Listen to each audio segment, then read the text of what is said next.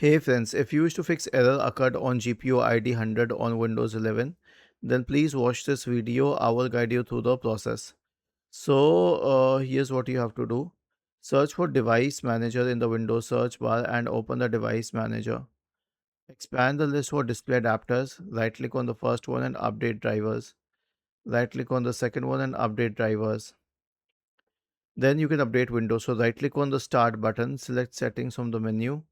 Go to the Windows Update tab and click on Check for Updates in the right pane. Now, once both of these are sorted out, if it doesn't help, you can perform an SFC scan.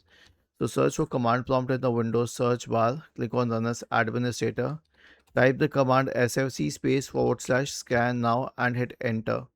Was this helpful? If yes, then please subscribe to the channel.